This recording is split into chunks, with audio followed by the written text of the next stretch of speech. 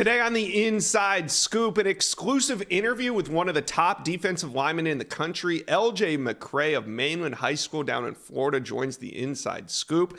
We're also going to talk linebacker Chris Cole out of Virginia. He announces this weekend Auburn adds a big piece to their 2024 class. And of course, we're talking Deion Sanders. He tried to tell you guys all offseason he's coming, but some of y'all didn't listen. Colorado went out on Saturday and not only beat TCU, but they looked really good doing it. And we're going to talk about a team that's just 1 year removed from finishing 1-11 under the previous Colorado coaching staff that has completely revitalized the program. The Deion Sanders era opened with the Buffalo's first road victory over a top 20 team in 21 years. Colorado coming out of the gates clicking on all cylinders is going to have an impact on the recruiting trail as well. Let's start the show. Like this video and subscribe to the new On3 Recruits page. We're going to be here throughout the entire fall. Every recruiting development happening will be covered right here on the On3 Recruits page. So subscribe. Let's bring on Sam Spiegelman, National Recruiting Analyst here at On3. Sam, Colorado's win over college football playoff runner-up TCU is going to impact recruiting for the Buffs, and we're going to talk about it. But first, five-star defensive lineman Dominick McKinley, 6'5", 280, the number 6th ranked defensive lineman in America and the 22nd best player overall. He came off the board on Friday, choosing Texas A&M over LSU, Oklahoma, Texas, and Ohio State. Texas A&M adds their second five-star recruit to their 24 class. How did they do it? Yeah, that's their second five-star and a really huge piece along the defensive line, and they may not be done on that front. We'll get more into that later, but this was a really interesting recruitment, Josh. What I learned was Dominick McKinley made this decision about a week or two ago. I think Ohio State might have been the team to beat for a good chunk of this recruitment, and people don't realize that, but down the stretch, Dominick McKinley, the five-star D lineman, was looking for the right combination of academics, D-line coaching, development, and resume, and also proximity to home. And College Station was the second closest SEC school to Lafayette, Louisiana. And there, Elijah Robinson, who was there for Dominick's week 1 game against LCA, one of the best defensive line coaches, not only in the South, but in the country. What a fantastic resume of not only recruiting some of the best defensive linemen in the country, but developing them and then seeing them go to the NFL draft. I think it was a really close battle between Texas and Texas A&M, and the Aggies went out big going into Louisiana, getting the number 1 player in the state and also beating out a couple of rivals in their conference for the five-star D linemen. Sam, Texas A&M wasn't really the favorite in this one. I mean, they were like 24 hours out once everybody started getting wind of Dominick McKinley telling other coaches no. Does it surprise you a little bit that the Aggies were able to close on this one? And who do you think this hurts more, Texas or Oklahoma?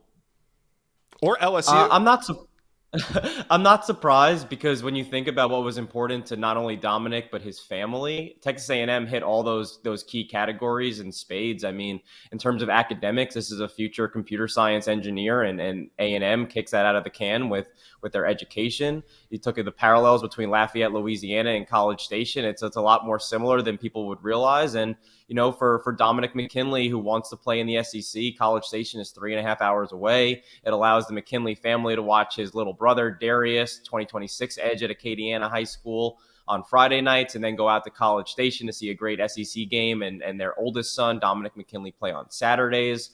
And I think, look at Elijah Robinson's resume. Look at the D-line coaches that were involved: Larry Johnson, Todd Bates, Bo Davis, Jimmy Lindsey, and Elijah Robinson. This is a massive win for the Aggies. He's been doing this for some time. Remember, he landed a commitment from DJ Hicks a year ago from Oklahoma. Now Elijah Robinson goes in, beats out LSU, which is, of course, the school that you would most likely peg Dominick McKinley for. But really, they beat out Texas and Oklahoma, two, rivals in the SEC conference. Mm-hmm. Both of them had Dominick McKinley at the top of their board as far as interior defensive linemen, and the Aggies come in, like you said, it wasn't exactly for months, but in the last week or two, and they drive home and come away with a five-star defensive lineman and a really, really intriguing D-line group for this 2024 cycle. A huge win on Friday. Not exactly where I thought it was going to go for most of the cycle, but all the late intel did point to the Aggies, and they're able to close. Sam, let's talk Colorado. Our coworker Matt Zenitz of On3 caught up with a bunch of P5 coaches after Colorado's 45-42 win over TCU. Some of the replies that Matt got, quote, shocked, one Power 5 coach told him. Quote, mind blown, another said. Quote, people need to be very, very worried, a different Power 5 coach added. Sam, what are you hearing on the recruiting front after Colorado's impressive debut under Coach Prime? Listen, Josh, we talk about winners of the college football recruiting trail every single month on the Inside Scoop. But as one college source told me yesterday, as the games got underway, this is the second part of the recruiting calendar, and it's time to see how these teams fare on game day. What Deion Sanders and Colorado did was not only beat a college football playoff contender from last year, they did it with high-flying offense, and their best players shined in the biggest moments. I think it's safe to say that after week one of the college football season, Colorado has two Heisman Trophy candidates in Shedeur Sanders and also Travis Hunter, which you heard Coach Prime, petition for on the broadcast yesterday. I think if Colorado plays like this on Sanders, we already know him and his staff can recruit at a very high level. We are now talking about Colorado recruiting at a major national level because the proof is now in the pudding on the field. Yeah, you ain't lying. So when Coach Prime took over Colorado, there was a ton of buzz. Really, Colorado owned the offseason. Well, much of the offseason. They owned the entire spring. They got a lot of top recruits out to Boulder to visit. They were the talk of the town. We were on the Inside Scoop almost every other show talking Colorado recruiting. Then the summer came. I'm not exactly sure what happened in the summer. I think Deion Sanders' health probably had to do with that, but there was no big visit weekend in Colorado. There was no impact surprise commitment in Colorado. There was the momentum that we saw throughout the spring kind of, for the most part, died out during the summer, but the game one against TCU brought all that back. And do you think that Colorado will now have a shot to do some damage this fall and maybe even flip some guys that they showed interest in early? Yeah, I think we're already starting to see that come together. Four-star Georgia cornerback Cam Mikell is already going to make his way to Boulder next weekend for an official visit. They're going to play Nebraska in what's now shaping up to be a really big game for week 2. Listen, Travis Hunter made plays not only at cornerback, but made plays on offense. He made plays on special teams. The theme of the broadcast was how many snaps this elite, former 5-star, number 1 overall recruit played for Deion Sanders. And at halftime, Deion said he was 2 catches away from being in the Heisman discussion. He is in the Heisman Trophy discussion. And if you're a elite skill player, you've already had interest in playing for Deion Sanders. You're seeing how creative he is with Travis Hunter. That's what elite players, elite recruits want to hear. They want to hear that they're going to be on the field for as many snaps as they can to help their team win. That's basic. And then look at Shedeur Sanders. If you're a quarterback in this 2024, 2025, 2026 cycle, you're seeing Shedeur Sanders do what he did at Jackson State, do what he did at Trinity Christian when Deion Sanders, his dad, was the coach. He is an elite operator of this offense. And if you're a quarterback, you want to play with players like Travis Hunter and these elite skill players that Deion Sanders has brought to Boulder. And if you're a quarterback or a skill position player, you're got to be looking at Colorado in a completely different light as the season now continues. Yeah, and talking about looking at Colorado in a different light, 2025 quarterback recruiting is starting now. Guys are starting already. Top recruits are coming off the board at the quarterback position in the 25 class. So with Shedeur Sanders' performance that he had this week, we got to think that he's on pace to be ready to leave Colorado early. So if you're a top 25 quarterback and you see what they do on offense and you see that the weapons that they have, does this have to start getting your attention? You have to. Shedeur had a lot to prove in this week 1 game, and he put everyone on notice, right? Yeah. And I think in doing so, you also garner the attention of these quarterbacks. Like you said, Josh, it's only September, but next month in November, we're going to start talking about these elite 2025 quarterbacks starting to come off the board. You know, last year at this time, we were starting to hear about DJ Lagway take a bunch of visits out to the swamp and check out A&M and LSU. And this is how the story goes, especially in this era of recruiting. Quarterbacks come off the board first, and Colorado's fast start behind Shedeur Sanders is sure to catch the attention of these 2025 signal callers. I expect a lot more visits coming up to Boulder to see this offense in person. And then when they start to come off the board, you got to like Colorado's chances. I know the excitement right now around Colorado might be at an all-time high. I mean, this is their first road win over a top 25 team in 21 years. So do you think, what's a better strategy for Colorado? Bring in a bunch of official visitors this weekend against the game against Nebraska and just continue to ride this early momentum?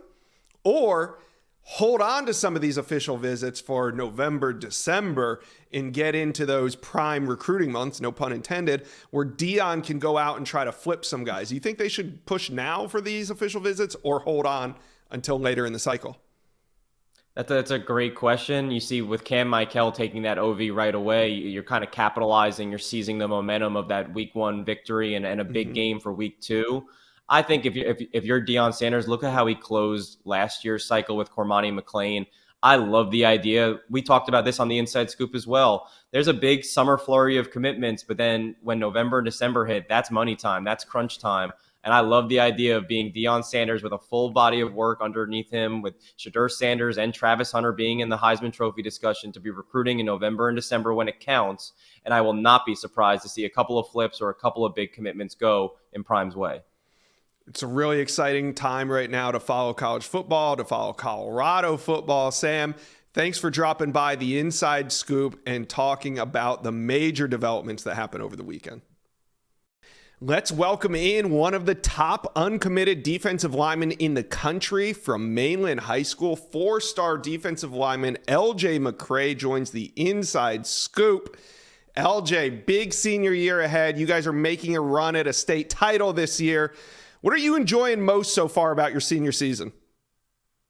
I feel like we have a really good group of guys. Like, everybody's super close. Last year we were super young, so now to be seniors, it's a good feeling. All right, you got Georgia, Auburn, Florida, Florida State, and Miami. Those are the final 5 schools for you, right? Is this the final group? Yes, sir. What is it about these schools that made it to your final group? All of these schools have been consistently and doing a great job recruiting me throughout this whole long process, especially the schools that offered me pretty early. So, I have great relationships with all the coaching staffs and all the program. I don't feel like I have a bad decision in my top 5, honestly. Is there anyone else that could possibly sneak into this group before you make a decision? I don't think so, honestly. All right, LJ, which head coach throughout this process have you developed the best relationship with? Ooh. Honestly, I talked to all of the head coaches pretty evenly, almost the same amount. I talked to Coach Billy Napier a lot, Coach Cristobal a lot. They probably are the 2 that I talk to the most, but I talk to all of them often. All right. Now, you took your 4 official visits during the summer. You get more, but you did take 4 official visits during the summer. What stood out to you about some of those trips? Just the relations. Everywhere that I took the OV, I've been there before I went there unofficially. So it's just getting up there a second time and seeing if the energy was the same as the first time I met them, and just getting to hang around the coaches and players. Yeah, you took Florida first, then you went to Miami. Tell me a little bit about those 2 in-state visits. Of course, Florida, I've been there a plethora of times, but Miami, that was my second time going there. I really enjoyed it, honestly. Just getting to hang out with the players. The first time I went there, it was kind of just the coaches and the coaching staff, but I really enjoyed myself. All right. Now, a lot of guys are coming off the board already. Why did you decide that you wanted to take your recruitment into the season? Really, the decision really didn't hit me yet, but honestly, I'm kind of glad that I did wait this long to see kind of how the teams pan out this season and just how the coaches are really developing. Almost every school in my top 5 has a lot of young guys, so get to watch those young guys on TV and kind of see how those guys are really developing and seeing what the coaches are telling me is really real. All right. And then the second half of June, you went out of state. You went to Auburn and you went to Georgia. What was it about those 2 trips that stood out? I have a great relationship with Coach Garrett at Auburn and Keldrick, he's a D lineman at Auburn right now. Freshman, is doing pretty good. So, I just have a great relationship with Auburn. It's really like a family atmosphere in Auburn. And Georgia, there's back-to-back national champions. There's not much to not like about Georgia, especially what Coach Scott has going on right there with the defensive lineman. Who kind of doesn't want to be coached by the best right now. Yeah. With your decision going into the fall, into the month of October, do you wish that you would have saved any of those official visits for the fall so you could have gone for games, or are you glad that you did it during the summer? Honestly, I'm kind of glad I did it in the summer. I mean, I get to focus just on my team and really just try to win the season out before, I'm not really too pressured to go on OVs here and focus on this now. It kind of helped me lock in more on my own season. Why did you schedule Florida State for October? They wanted the last one, and I had something to do in the summer, so I couldn't really fit all 5 in there. All right. How big does location play into your decision? Obviously, the three schools from Florida State, and Miami are all involved, but also Auburn and Georgia. So what does location mean to you? I mean, none of my schools, any school in my top 5 are really too far. I mean, Auburn is just an hour away from Atlanta. The flight to Atlanta is 45 minutes. So, I mean, so is Georgia as well. But I mean, nothing's really too far. I mean, I kind of had it that way. I don't want to go too far, and I'm really not far away from home at 2 out-of-state schools. So I mean, this really isn't the biggest issue, but it's really just the best opportunity for me. All right. College football is back. It started this weekend. When you're sitting at home on Saturday watching football, what do you kind of look for during these games?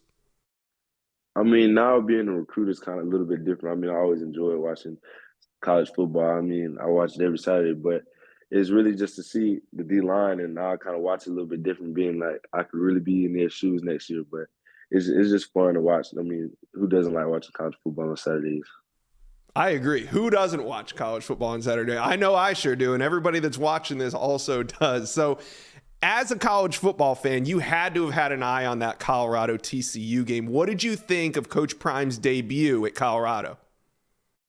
Oh, I enjoyed it. I mean, that was the first game. I woke up around 10, 11, turned on the game as soon as I kind of got up. So it was just, I love the energy. The guys, they went out there and performed, and there's not too much to say. I guess they're coming for real.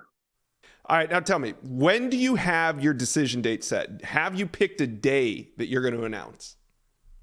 I don't have a date finalized, but I know it's sometime in October, later October after my birthday sometime, but that's where it is right now.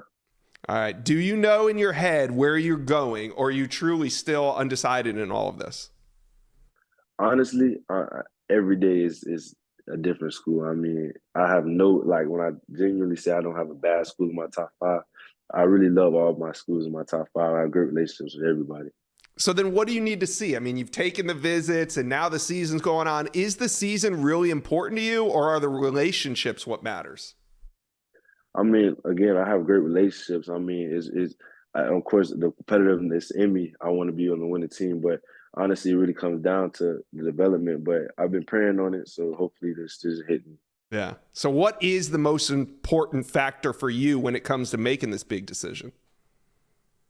Whatever feels right. I mean, if I'm consistently waking up and saying this is where I want to go, and God's telling me that's the right decision, that's where I'm gonna go. All right, your teammate, 4-star safety Zay Mincey, he is also highly coveted, and considering a few of the same teams that you are, do you guys ever talk recruiting together or even consider playing on the same team at the next level? I mean, of course, we know it'll be a super cool and especially a big thing for our school mainly and Daytona as well. But I mean, we just talk about it, and it's like if it happens, it happens. But we want to find the best place for us, honestly.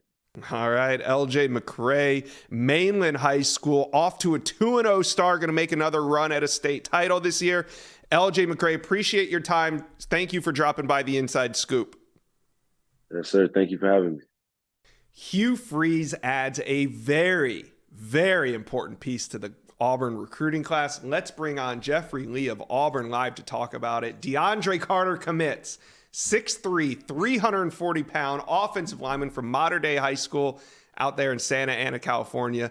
The first Auburn offensive line commitment in the 2024 cycle. How is Hugh Freeze and his staff able to close on him? Whew. Well, first getting the guy in the class was huge. I don't know that the last person Auburn signed out of California, at least from a high school kid. Now, they went out there for JUCO, but to be able to go out there, sign a high school offensive lineman, a huge priority of need for Auburn. Signing him over Michigan State, signing him over Texas. They prioritized this kid back in the spring, but they didn't know their chances. Like how realistic is it going out to California, Mater Dei of all places, and for Auburn to sign a top recruit? But they got him on campus in June. Really made an impression on not only him but his parents. And then you kind of knew the interest was real in late July when he came back across the country on his own dime to attend Big Cat. And since then, it's been basically a logistics question of when and not if he was going to commit to Auburn. And Auburn fans have been sweating this one out because they know that Auburn needs to revamp that offensive line, and now they can finally take it a little breather right now after landing DeAndre Carter. But I have a feeling Auburn is not done at the position. What's your thoughts on offensive line recruiting right now? Offensive line. So Auburn signed a pretty big class last year in 2023. They signed 9 offensive linemen. However, less than half of those guys were high school guys. They went to 4, went to the transfer portal for 4 guys. They got a junior college guy and Tall Miller. So they only signed 4 high school kids in the 2023 class, including the late addition Deion Sanders, who transferred from Northwestern, but he was a high school kid. Mm-hmm. So I'm expecting at least 3 more, and they're probably going to have to flip some guys. Now, a new guy to keep an eye on is Favor Edwin. He is a 3-star. He's very raw, but he's got the physicality. I mean, he's 6'8", he's 290 pounds. He's his first year in football, but Alabama likes him, Florida likes him, Georgia Tech likes him. A lot of these schools are seeing what the potential is with Favor Edwin. So flipping some guys, getting a guy like Favor Edwin, and being able to bring in at least 4 more in this class, I think is going to be very vital for Auburn and the offensive line depth moving forward. All right, the season's here. We made it through the long, rigorous offseason, and Auburn gets off to a great start in week 1. But when will Auburn's first big visit weekend of the fall be? I'm looking at that Georgia game. I have the Georgia game circled on the calendar. That's the first big home game. You had UMass, and there were some guys there, mostly 2025 guys, and I'm expecting a similar looking list for Sanford in 2 weeks. But that first big home game, Georgia coming into town, I'm expecting them to be ranked number 1 in the country. There's already some official visits getting set up for that weekend. Favor Edwin, the guy I just mentioned, the big offensive lineman from Georgia, he's scheduled to come in that weekend. I think a couple of commitments. I'm also keeping an eye on Kamarion Franklin, the 4-star defensive lineman that committed to Ole Miss over Auburn a week or 2 ago. He was scheduled to come in for the UMass game, but he has postponed, rescheduled, not canceled that visit. So I've got an eye on him that weekend as well. And I expect probably 4 or 5 official visitors that weekend and a huge unofficial visitor list. So that Georgia game is going to be really big for Auburn. Yeah, not too far away either. Auburn fans, just hang tight. It'll be here before you know it. All right, you mentioned 2025 recruits. Let's talk quarterbacks because some of the top guys are already, if not coming off the board, starting to develop favorites. So Speaking on that, has Auburn identified who their top target is at the quarterback position for the 25 class? 2 of the names that I've heard the most, and like you said, Josh, these kids are coming off the board early. I went and looked. I think 4 of the top 10 on-3 industry ranking quarterbacks in the 2025 class are already committed. Yeah. So, the season is just now getting started. Auburn got their 2024 commitment back in February in Walker White. So in the next few months, all of these kids will be coming off the board. And that's what colleges want. They want to get their quarterback early and then start building around him, that class. 2 names that I've heard the most right now are Deuce Knight, the number 3 quarterback in the country in the on-3 industry ranking, and then George McIntyre, the number 2 on-3 industry ranking quarterback. Some of those guys from Tennessee. Deuce Knight just transferred to Lipscomb from George County, Mississippi. So there's some similarities there. There's something to the Hugh Freeze has in common with Deuce Knight. He's also friends with Alvin Henderson, a top running back target for Auburn in the 2025 class. So and then George McIntyre. I think everybody wants this kid. Yep. But Hugh Freeze is certainly one of them. I think George McIntyre, Deuce Knight. If Auburn had their way right now, they would, if they had their pick, it would be one of those 2 guys. All right, let's switch back to 2024 recruiting real quick. It just seems to me like there's a lot of enthusiasm around Auburn's class right now. How much has it helped to get vocal recruiters on board like a Walker White, like a DeMarcus Riddick, guys that are proud to be Tigers? Immensely important. And I mean, it is for any class, but especially for this Auburn class because you don't have a lot of proof of concept right now with this Auburn program. You've got 1 game, and that was just yesterday. So you've got to recruit on camaraderie and hope in the future and what we're going to do together, and having Walker White and DeMarcus Riddick, Perry Thompson, all those guys working on other commitments that they have a lot in common with, that they have good friendships with, is going to pay big dividends, or it should pay big dividends for Auburn in the future. All right. Well, so far so good. 1-0 Auburn. Big recruiting weekend coming up. Thank you, Jeffrey Lee, for stopping by today on the Inside Scoop. Thanks, Josh. I appreciate you having me. Tennessee did what they had to do against Virginia on the field this past weekend, and the Vols, they're off and running. Let's talk Tennessee recruiting today and bring on my guy, Austin Price of VolQuest.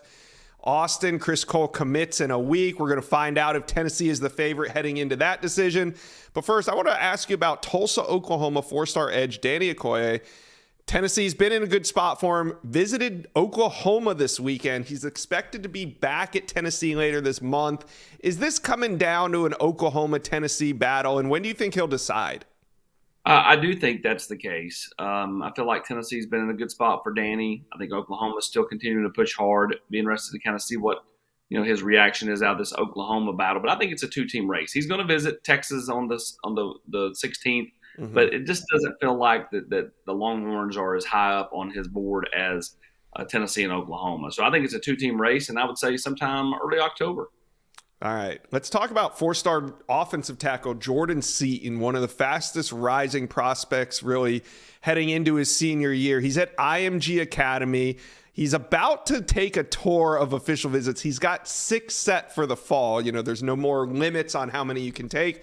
So he's taking full advantage of that. Where does Tennessee stand with him? He's about to start this fall tour. Well, it looks like he'll visit here in a few weeks, the weekend of the 23rd for the UTSA game. And, again, Tennessee's looking to make a big impression. It's a game that, everybody's calling a trap game. I'll say it's not a trap game because everybody's calling it a trap game. Tennessee's going to be well aware of who UTSA is going in.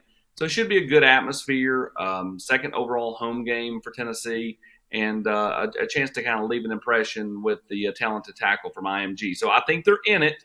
To be further in it, they need a big weekend coming up on the 23rd.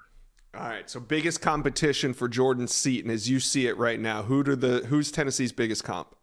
Well, I don't know if there is with Okoye, you look at it and you go, Oklahoma's Tennessee's biggest competition. Yeah. With Cam Michael, you could say Texas A&M or Georgia. But when you're taking 6 official visits in the fall and you've already taken some back in the summer, it just feels like this thing's wide open. So I'm not sure there is that guy's definitely leaning here or there. I think this thing is totally wide open, could go a number of different directions. Yeah, I get that. All right, let's move on to edge Cam Fountain. He comes out of Georgia. Tennessee was in a good spot for him until he committed to USC. Are the Volunteers still working to flip Cam Fountain from the Trojans? Well, they're working to get him to campus, and I think that's where it starts. You've got to get him to campus sometime this fall. If you're able to do that, then you have a legitimate chance to potentially flip the Southern Cal commit. He had indicated to the staff that Tennessee was in a phenomenal spot when he left here at the end of May, went on his official visit the 1st of June, and committed to USC. So, again, I think that Tennessee's someone that he's always liked a ton, and the Vols are trying to get him here for a game this fall. Until he puts that kind of pen to paper, so to speak, with an official visit, it's kind of hard for me to say that Tennessee is definitely in a spot where they can flip him. But once he gets to campus, I think at that point, Tennessee is definitely lurking for Southern Cal. Now, this weekend, Virginia 4-star linebacker Chris Cole will announce his decision. He took an official visit to USC this past weekend for their home opener, and he'll be in Knoxville this weekend. What's the latest intel on where Tennessee stands about 6 days out from a decision, 7 days out? Well, I've always felt like this was going to come down to Tennessee and Georgia. The Southern Cal visit, he went and took it. I just don't see him going that far away from home. That's just my take. I ultimately think that this is Tennessee and Georgia. Georgia's kind of had the momentum, or have had the perceived momentum, but he's coming back here, and I know that's worrisome to the Bulldogs. Coming in here literally, on the same weekend that you're going to come in, he's going to be here. He'll drive after he plays Friday night. He'll drive down, be here all day Saturday, and then leave Sunday morning, and then announce Sunday afternoon. Obviously, Tennessee's going to be the last thing he sees. First home game should be a good atmosphere. Game's not too early. It's at 5 o'clock, so people will be able to have their tailgate fun, and it should be a good atmosphere. a real chance for Tennessee to come in here at the last minute and maybe steal one away from Georgia. Yeah, but the way I look at it, Chris Cole visiting Knoxville the same weekend that he decides, I mean, I'm not saying this should be a slam dunk for Tennessee, but are you predicting Chris Cole? Are you expecting Tennessee to be the pick when he announces on Sunday? Just because why else would he take an official visit to Knoxville the same weekend he decides? Well, because he set the date, and then Tennessee said, okay, come back and see us one last time, come that weekend. I mean, it's not like that, he had it and then set the date. He set the date and then set the official visit to Tennessee after the fact. So, again, I don't think it's a lay down. I think Georgia's very much still in this, but I think Tennessee has a real opportunity here to close this one out next weekend and have two guys from the same high school. Of course, he's teammates with Tennessee running back commit Peyton Lewis. All right, well, call me crazy, but I think it's a good sign that Chris Cole You're will be yelling, follow the Tennessee. visit. Hey, listen, follow the visits is never a bad thing, right? All right, now that we're in these Tennessee-Georgia recruiting battles, we might as well talk about four-star athlete Cam Mikell, top 200 prospect, and he's really an intriguing name because he stars on both sides of the football, but it seems like he's leaning more toward playing offense as this decision nears. Will this help Tennessee, who's also battling A&M, not to mention Georgia? Absolutely. I mean, if the kid sticks to his guns, and that's to play offense, Georgia's told him they want him strictly for defense, and they don't seem to be backing off that. And at this point in the process, if they did back off of it, I think he would have serious trust issues as to whether they were being honest with him and not just telling him what he wants to hear and to eventually move him. So for my liking, I think A&M's probably Tennessee's biggest challenge as long as he sticks to his guns on wanting to play offense. If he shifts, then Georgia becomes a heavy, to me, a heavy favorite because I think defensively, Georgia probably would be the pick. But if it's staying on offense, I think Tennessee is a really trendy pick for him, and the Vols are in a good spot. He'll officially visit. It was going to be for the Georgia game in November. Mm-hmm. He's moved it up, coming into the South Carolina game at the end of the month, same weekend that Danny Okoye officially visits Tennessee. So for Cam, this is, rubber's meeting the road. Seems like fairly soon, and Tennessee seems to be trendy in that competition. Yeah, you can kind of tell that some of these late decisions are happening earlier and earlier because, hey, why not? Everybody else is committing. Yeah, well, people are getting spooked. It's like, I want my spot. I need a spot. I don't want to, not have a spot. And I think that a lot of schools are kind of leaning on kids that way. Like, hey, if you don't get in now, there might not be a spot for you later. Yeah, and you want to make sure you have a spot at the school that you want to have a spot at. Somebody will always have a spot for you, but it might not be where you want to be at. All right, talking about coming off the board, hey, I know 2025, we're still in 24, but 2025 quarterbacks are committing. And the Vols, have they identified who their top target is in 2025 at the quarterback position?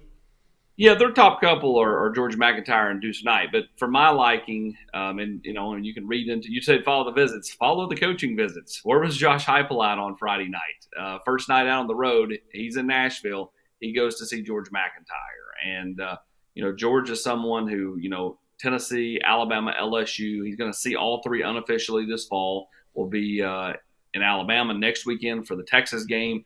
I think he's coming to Tennessee for the Texas A&M game in early October, and then we'll go to LSU, Arkansas in November.